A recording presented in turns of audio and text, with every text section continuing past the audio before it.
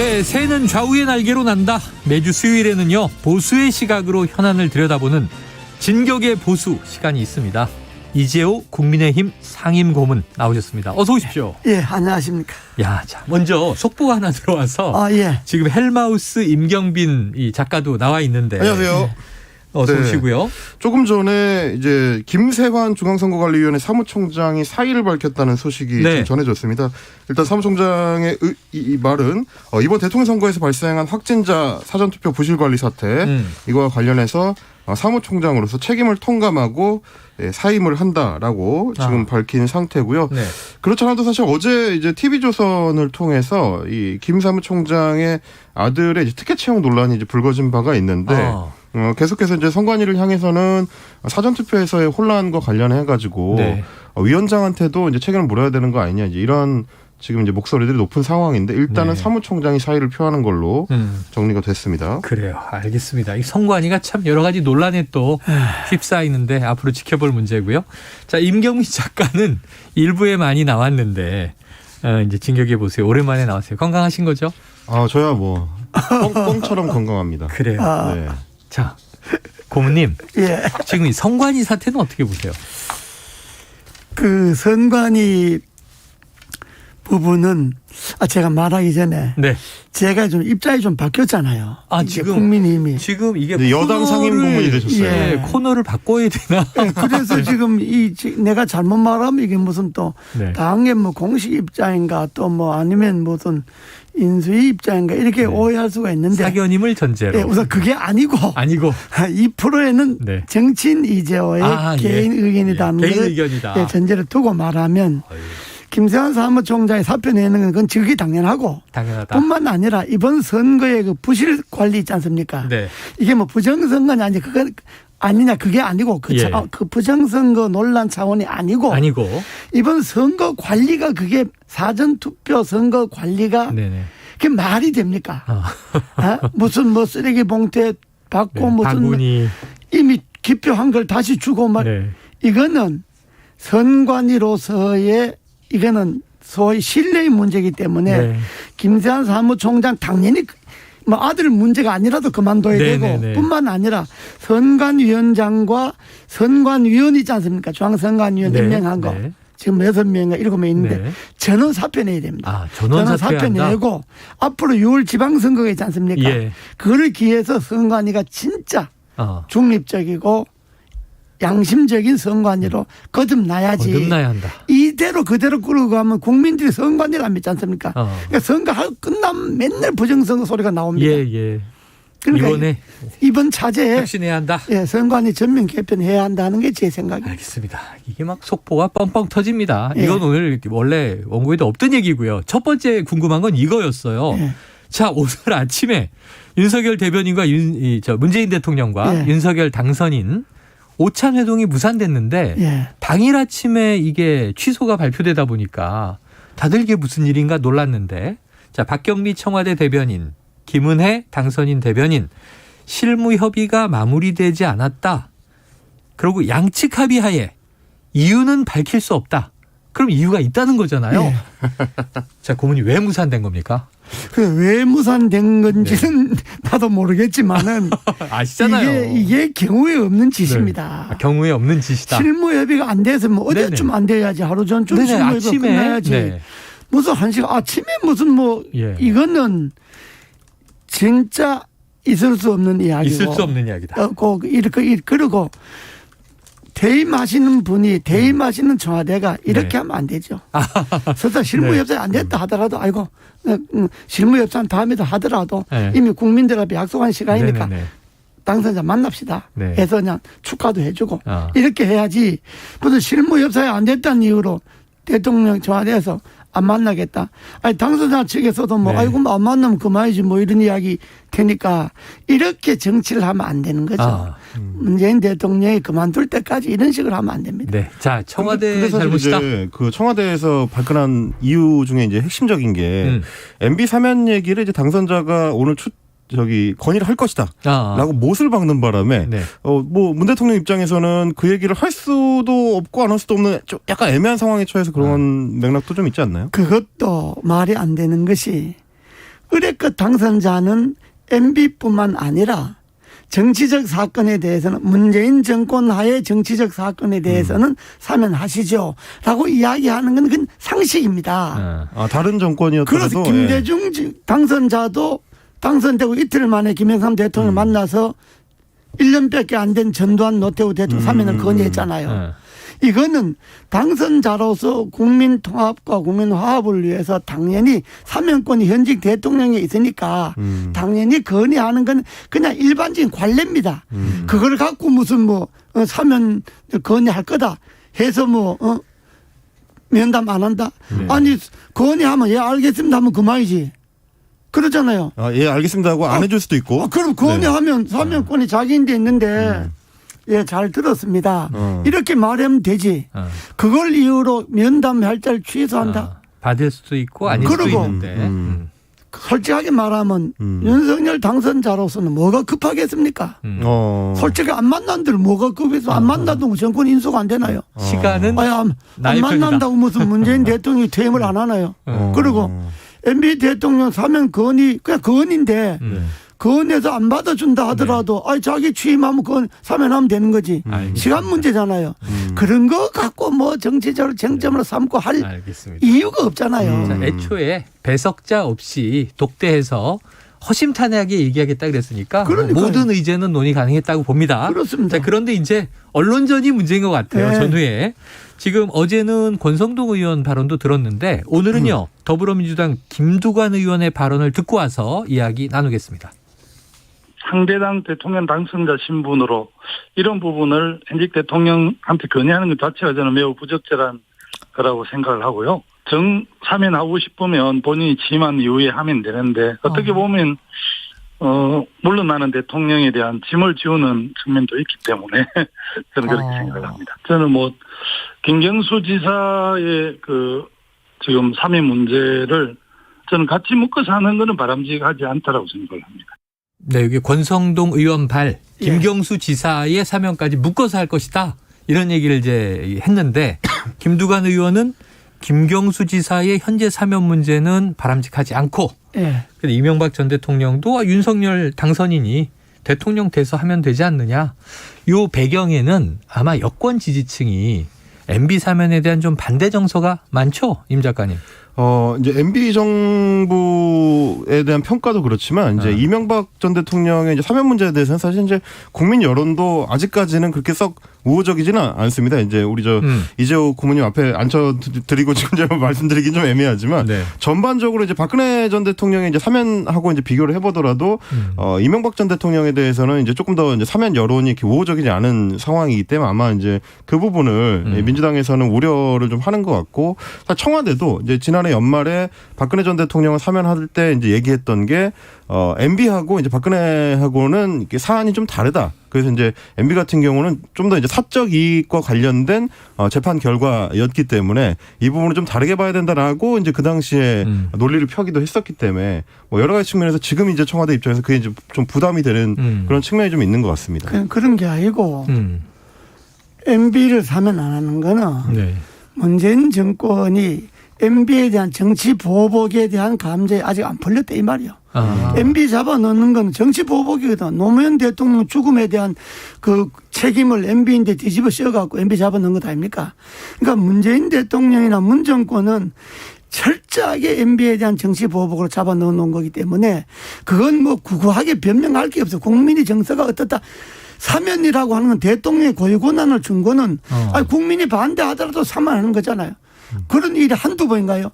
전두환 노태우 대통령의 사면을 국민이 원했나요? 그런데 했잖아요. 김대중 대통령이 건의를 했잖아요.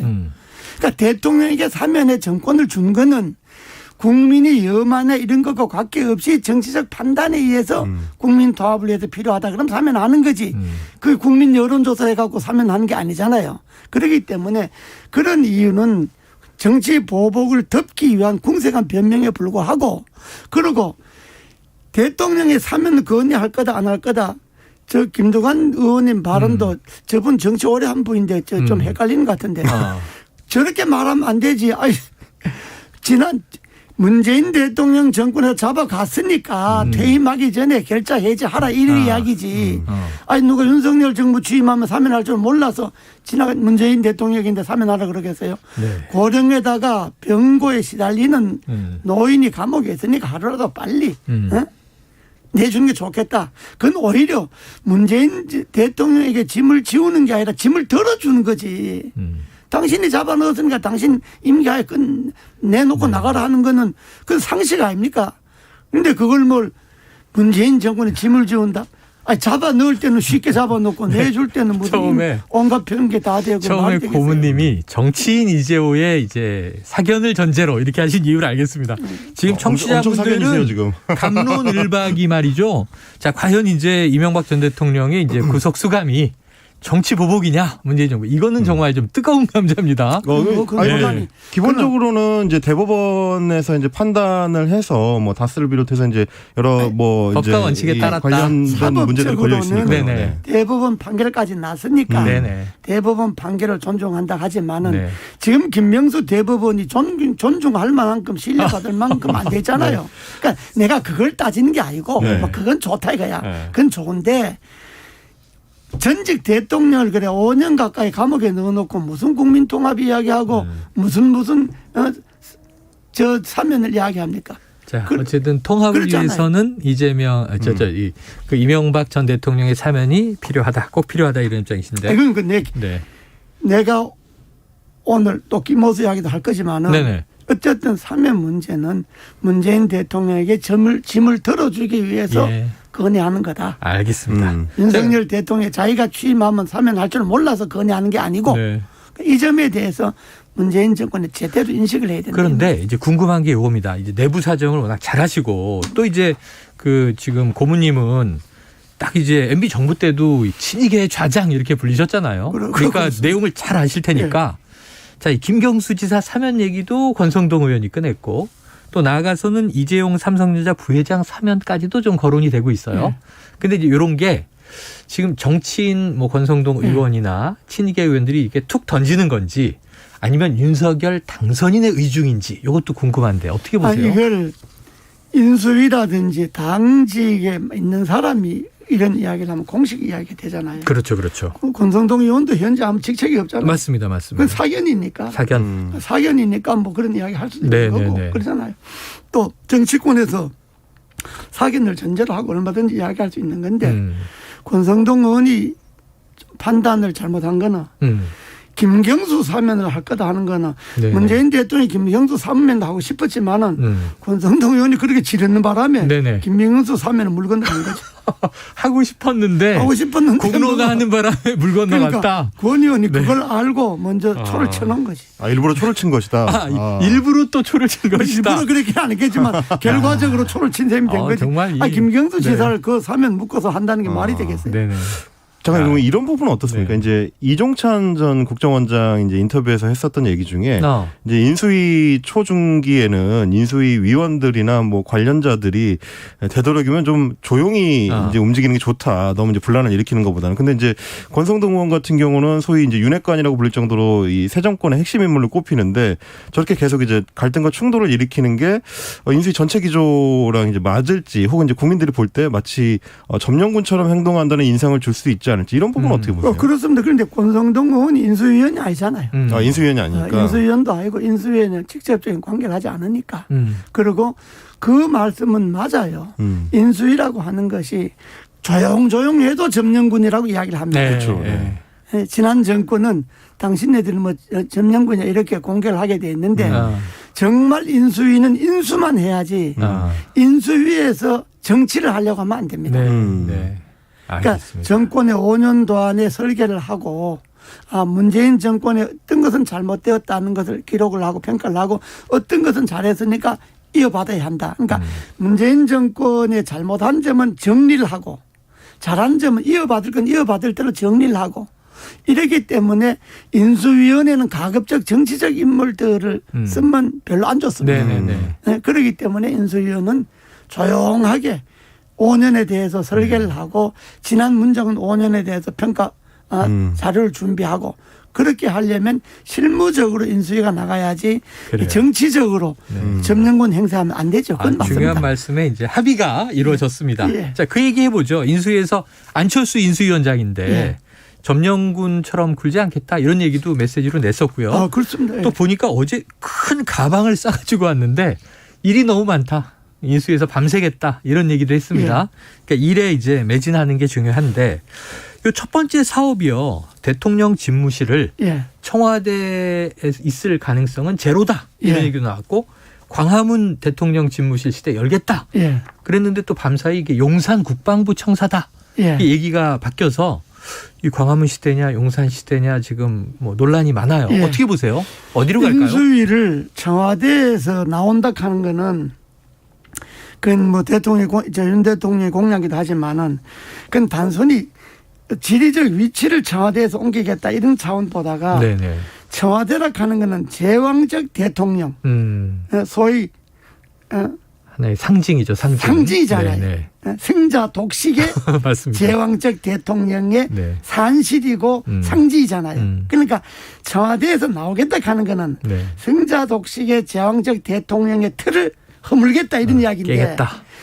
그건 좋아요. 그건 뭐 당연히 그래 해야죠. 뭐 당연히 그래 해야 되는데 그런데 장소를 대통령 집무실 장소를 과문이 아니고 용산으로 간다. 이건 저는 제 개인으로는 옳지 않다고 생각합니다. 반대입니다. 왜냐 그러면 대한민국에서 과문이라고 하는 거는 정치적 역사잖아요. 그렇죠. 광장도 있고. 과문이라고 하는 것은 소위 뭐 굳이 옛날 걸 이야기할 수 없지만은 조선이 건국하면서부터 1492년 조선이 건국하면서부터 대한민국의 중심. 그렇죠. 지금까지 이어오는 그게 과문이잖아요. 그 일대잖아요. 그래서 거기는 뭐 경복궁도 있고 뭐 덕수궁도 있고 창덕궁도 있고 다 있잖아요. 맞습니다. 역사적 유적이 있잖아요. 이 과문의 집무실을 만든다고 하는 거는 대한민국이 정치적 역사적 전통은 이어가되 제왕적 권위는 허물겠다. 이런 의미에서 과문에다가 집무실 옮기라는 것이지 단순히 청와대에 나와서 용산으로 국방부 자리로 가라. 그거 가면 그게 또 하나의 제왕적 산실이 되는 거죠. 용산 국방부 딱 하는 데가. 근데 뭐 경호 이야기를 한다는데 저도 조합청사에서 장관을 근무해봤지만 경호 별 문제 없어요. 그리고 같은 건물에 뭐 딴 행정부서 근무 같이 해야 된다. 그게 무슨 나쁠 게 있습니까? 대통령층이 뭐 위에 몇째 층 하면 밑에 전 행정부 직원들이 있으면 좋고 가뜩이나 윤 대통령이 청와대 비서실 기능 줄이겠다는 거 아닙니까? 인사도 수석도 해체하고 그러면 내각의 장관들이 밑에 건물에 있으면 국무회의 하기도 좋고 수시로 들락날락 하기도 좋고 그런데 뭐 지하 벙커가 없다 뭐 헬기장이 없다 그거는 한마디로 지하 벙커 헬기장 몇 번 사용합니까? 그러니까 그거는 핑계에 불과하고 저는 조합청사가 아니라도 대통령 집무실은 과문으로 옮겨야지 이걸 뭐 용산이다 뭐다 다른 지역은 옛날로 말하면 사대문 밖으로 청사를 옮기는 조합 뭐 대통령 집무실 옮기는 건 옳지 않다. 하는 게 내 생각입니다. 광화문의 상징성이 아주 크다. 그렇습니다. 알겠습니다. 그리고 뭐 벙커, 헬기장 이거는 뭐 기존의 다른 데를 별 의미가 없어요. 벙커장, 헬기 의미도 없어요. 그러니까 쉽게 이해를 하면 이게 대통령이 참모들이나 혹은 뭐 다른 공무원들이나 일반 시민을 더 자주 전진 배치해서 만나겠다 이 정도로 생각하면 되죠. 그리고 시민도 자주 볼 수 있고 가끔 가다 광화문 청사가 걸어서 출근할 수도 있고 또 뭐 저 안국동 같은 데 지하철 한 번만 타면 올 수도 있고 그러니까 대통령이 제왕적 권위를 내려놓고 국민 속으로 들어갈 수 있는 가장 적합한 자리가 과문이라. 그런 의미에서 과문이 필요한 거지. 단순히 집무실만 옮기면 뭐 하필 용산 갈 게 뭐 있어. 저 어디 딴 데로 뭐 삼성. 아예 세종시로 간다든지. 세종 강남으로 간다든지. 그러니까 그런 발상은 그러니까 뭐 세곡동 가면 국정원역도 있고. 그렇게 생각하는 사람들이 우리가 왜 정신에 그럼 어리라 그러잖아요. 어리 있어야 된다 그러는데 그렇게 생각 뭐 용산으로 옮겨서 어디로 이렇게 생각하는 사람들은 어리 빠진 사람들. 어리 빠졌다. 일갈하셨습니다. 자, 알겠습니다. 자, 그런데 이게 집무실의 뭐 전진 배치, 이것도 장소 낙점 문제뿐만 아니라 지금 여러 가지 공약이 쏟아졌습니다. 주로 청와대 정부 축소. 그래서 민정수석실 폐지 이렇게 나왔는데 이 박근혜 정부 시절 민정수석실 공직기강 비서관을 지낸 조웅천 민주당 의원이 또 한마디 했습니다. 듣고 오겠습니다. 반부패 비서관실 때문에 민정수석실을 다 없애겠다로 저는 읽히거든요. 그래서 이거는 뭐 목욕물 버리려다가 애까지 버리는 거 아니냐 하는 그런 생각을 일단 합니다. 검찰총장의 임기 보장은 중립성, 독립성과 직결되는 겁니다. 그렇기 때문에 네. 저는 김우수 총장의 임기를 보장하는 것이 네. 언행 일치가 된다고 봅니다. 이게 뭐 여가부가 떡도 아니고 일도 양단으로 그냥 썰어가지고 한다는 거 그건 저는 너무 과격하다고 생각합니다. 네, 여러 가지 얘기가 동시에 나왔는데 하나씩 풀어보겠습니다. 네. 처음에는 민정수석실을 없애는 것은 목욕물 버리려다 애까지 버리는 것이다. 일부 기능을 없앤다는 걸로 이해되는데 민정수석실 전체의 기능은 필요하다라는 취지인 것 같아요. 어떻게 들으셨어요? 그건 뭐 조홍천 의원이 그냥 하기 좋게 하는 소리고 네네. 자기도 뭐 민정수석실이 있어서 그런 소리고 민정수석실은 폐지하는 게 맞습니다. 아, 폐지가 맞다? 그게 제왕적 대통령을 지탱하는 한 기구 역할을 했거든요. 네네. 그러니까 승자 독식의 제왕적 대통령의 권위를 내려놓겠다 그러면 당연히 그 제왕적 대통령의 뒷받침을 해왔던 민정수석실을 없애야죠. 그 기능을 없애야 한다. 네. 그런 것들이 제왕적 대통령의 권위를 이제 내놓는 과제입니다. 그렇기 때문에 그걸 뭐 기존의 관념으로 기존의 생각으로 뭐 평가하면 안 되고 당연히 민정수석실을 없애는 것이 소위 제왕적 대통령의 권력을 내려놓는 것 중 하나라고 이렇게 봐야 됩니다. 네. 그걸 고집하면 안 돼요. 거기는 좀 반대 논리가 있지 않아요? 그러니까 이제 이렇게 되면 만약에 이제 민정수석실이 청와대에서 빠지게 되면 검찰 권한이 좀 지나치게 커지는 거 아니냐. 그러니까 검찰을 직접적으로 이제 행정부에서 이제 관리 감독할 수 있는 기능이 너무 약화되는 거 아니냐 이런 시각도 있는데 그건 어떻게 보십니까? 전혀 그렇지 않습니다. 검찰권의 독립이라고 하는 거는 청와대가 민정수석이 있음으로써 검찰권이 약화도 되고 오히려 강화도 되고 하는 건데 지금까지 민정수석실에서 검찰을 좌지우지했잖아요. 그건 없애야 되거든. 검찰이 독립을 하되 철저하게 정치적 중립을 하도록 감독하는 거는 대통령 의지에 달려있는 것이지 그게 민정수석실을 존폐 여부에 달리는 게 아닙니다. 그렇다고 해서 민정수석실이 없다고 해서 검찰 권력이 강화되고 그런 일은 없는 것이 제도적으로 움직이는 거기 때문에 검찰이 자기네들 할 이외의 일을 하면 그걸 견제할 수 있는 기구가 얼마든지 있습니다. 그렇기 때문에 민정수석실 여부 갖고 검찰의 뭐 권력 강화 이런 것하고는 결부시키는 거는 그건 꼭 맞지는 않습니다. 근데 지금 이제 그 당선인이 이 대선 후보 시절부터 공약했던 것들을 엮어보면 법무부 장관의 수사지휘권을 이제 폐지할 가능성이 있고 그리고 이제 공직자 수사 비리수사처의 그런 경우도 이제 역할을 좀 이제 약화시킬 가능성이 있다. 그러면 말씀하신 것처럼 기관들끼리 이제 견제작용이 작동을 해야 되는데 전반적으로 검찰을 향한 견제기관들이 약화되는 양상이 나타날 수가 있어서 그 부분을 우려하는 거거든요. 그런데 그런 부분 우려할 수 있는데 그게 법무부 장관의 수사지휘권도 폐지한다. 그건 옳다고 보는데 내가 뭐 윤 당선자가 한 말을 전부 다 옳다고 하는 건 아니고 근데 그것이 지금까지 어떻게 해왔는가를 보면 알잖아요. 법무부 장관이 수사지휘권을 어떻게 남용해 왔는가. 추미애 장관이나 박범계 장관이나 이런 그러니까 법무부 장관이 수사지휘권을 정당하고 정의롭게 행사한 것이 아니고 권력의 입맛대로 행사한 거잖아요. 그러니까 그런 건 없애는 것이 일단 당연하다는 거고 그리고 그런 것들을 없앤다고 그래서 검찰이 비대해진다. 검찰이 비대해질 수 없는 것이 이미 검찰과 경찰의 수사권도 나누어져 있는 거고 네. 그리고 또 공수처도 없애지 않는 이상 이제 있는 거고 하기 때문에 검찰이 무소불위의 권력을 행사하던 시대는 지났다 이겁니다. 그럼 그 얘기를 해 주셨으니까 아까 조응천 의원 발언 연결해서 쭉쭉 나가보면요. 지금 아까도 이제 하실 말씀이 있으신 것 같은데 검찰의 중립성, 독립성 결국을 법과 원칙에 따라 그럼 김호수 검찰총장 임기 보장해야 되는 거 아니냐 이 얘기했잖아요. 이건 어떻게 생각하세요? 저는요. 그 원칙적으로는 뭐 임기 보장한다는 게 맞는데 정상적인 검찰총장이 업무를 행해 왔으면 맞다이 보장해 줘야죠. 그런데 김호수뿐만 아니라 문재인 정권을 뒷받침했던 3대 축이 있잖아요. 김명수 대법원장, 김호수 검찰총장, 김준우 공수처장 이들이 그 직을 이용해서 어떤 역할을 해왔느냐. 그동안에 문재인 정권을 뒷바라지하고 온갖 것을 은폐하고 축소하고 김명수 대법원장도 대법원장의 자리를 이용해서 거짓말을 하고 대법원을 사유화하고 다 했죠. 그래서 김명수 대법원장 사퇴 투쟁을 100일간이나 대법원 앞에서 일어났잖아요. 김호수 검찰총장도 대장동 사건 문제에서 처음부터 압수수색할 때 시장실을 뺀다든지 뭐 그 김호수 검찰총장이 한 행위가 그게 법과 상식에 의한 정의로운 일을 한 것이 아니고 오로지 문재인 정권 뒷받침하는 데 충실했잖아요. 그러니까 그리고 김진욱 공수처장도 마찬가지잖아요. 뭐 이성윤 지검장 황제 조사를 한다든지 뭐 잡아 넣을 사람은 안 잡아 넣고 엉뚱하게 이때까지 뭐 공수처가 출범하기 1년이 됐는데 한 건은 제대로 못했잖아요.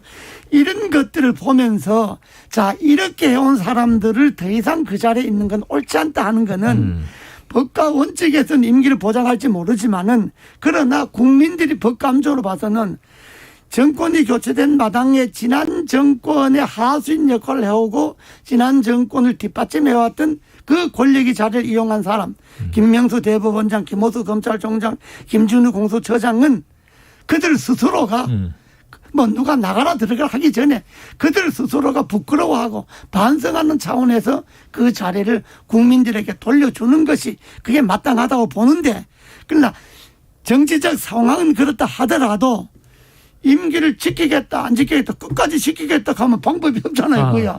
그러잖아요. 그거야. 그러니까 그거는 법의 문제는 그거는 별개의 문제고 정치적인 문제는 정치적 문제대로 풀어가야 되는데 그런 의미에서 권성동 의원이 스스로 결정하라. 알겠습니다. 이 문제인데 스스로 결정 안 하면 방법이 없죠. 어떡하겠어요. 야, 이게 시간이 아쉽습니다. 이게 굉장히 뭐 논쟁이 될 수 있는 대목인데 또 이제 현 대통령 당선인이 바로 전직 검찰총장 출신이기 때문에 본인이 또 이제 느껴져요. 임기를 보장해달라는 거를 이제 굉장히 좀 중요하게 그 당시에 이제 정치적 투쟁의 목표로 삼았어요. 끝으로 한 가지만 여쭤볼게요. 그러니까 임기만 두고 보면 그렇다니까요. 법과 원칙을 보면. 그러나 그들이 해왔던 정치적 상황을 보면 이해가 된다 이 말이지.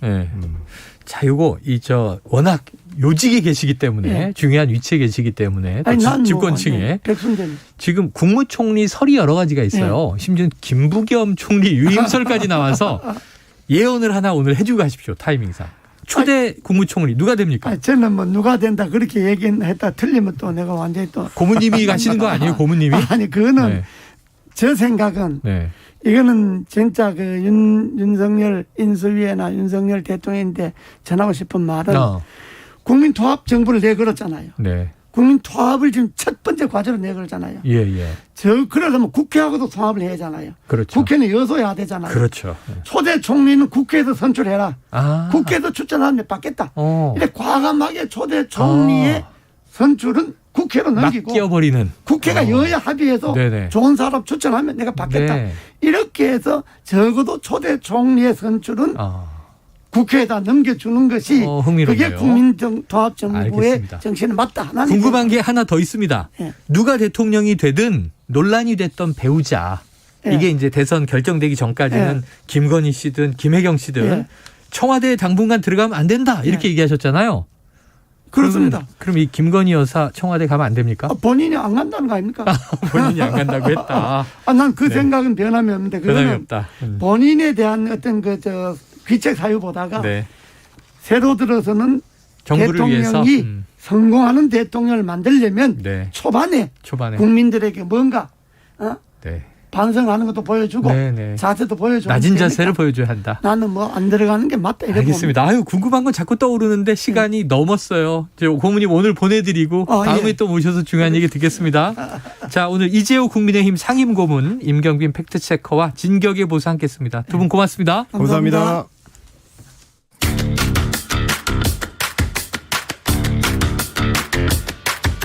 지금 여러분께서는 KBS 1라디오 최영일의 시사본부와 함께하고 계십니다.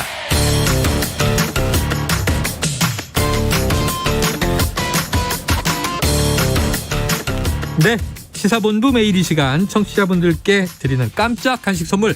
오늘은 매운 라면 컵라면입니다. 매운맛. 저 코너 들으시면서 문자로 의견 보내주시는 청취자분들에게 쏠 거고요. 짧은 문자 50원, 긴 문자 100원이 드는 샵 9730으로 의견 많이 보내주세요. 이 진격의 보수 코너가 정말 궁금한 게 많거든요.